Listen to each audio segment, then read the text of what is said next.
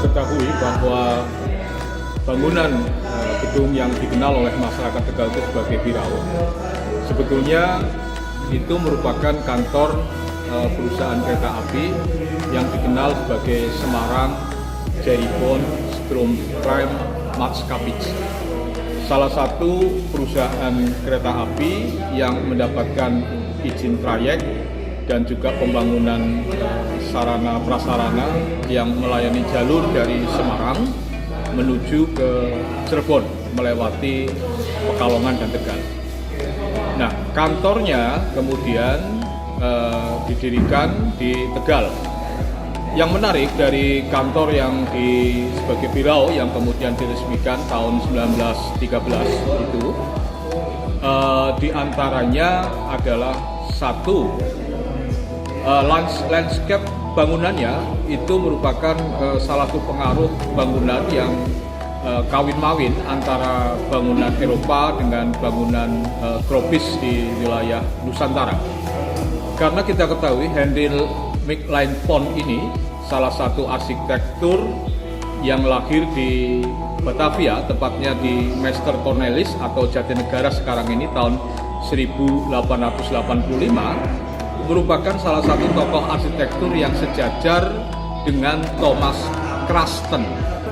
Sehingga bangunan yang bernuansa Eropa itu tidak kehilangan identitas di wilayah Nusantara.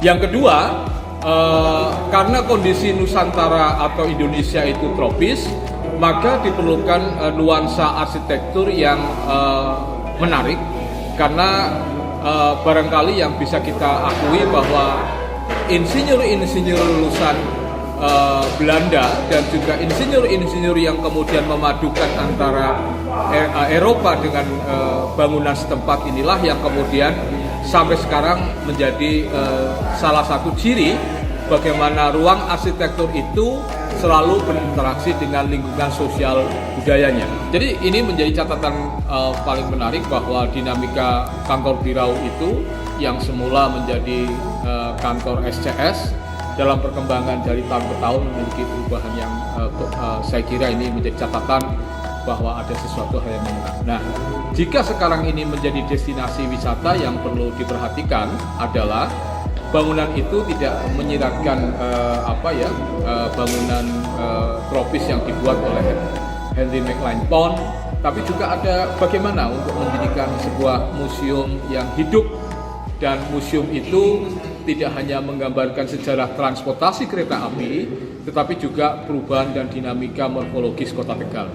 Nah, kita berharap nanti PT KAI yang menjadi pemangku itu bisa menjadikan sama seperti Lawang Sewu, karena di Lawang Sewu yang dulu adalah kantor NIS bisa menghadirkan diorama, bisa menghadirkan potret-potret, dan juga bisa mengesahkan bukti kelampuan bagaimana perkembangan transportasi kereta api di bawah perusahaan NIS.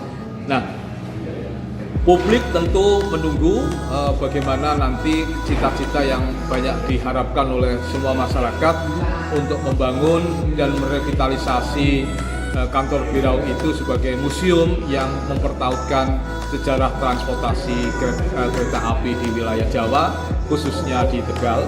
Dan yang kedua, itu menjadi living culture masyarakat Kota Tegal, karena ternyata saksi bisu terhadap perjuangan revolusi 45 dan reformasi tahun 98 itu diantaranya ada di kantor Birau tersebut. Jangan lupa follow, like, dan subscribe sosial media Tribun Jateng.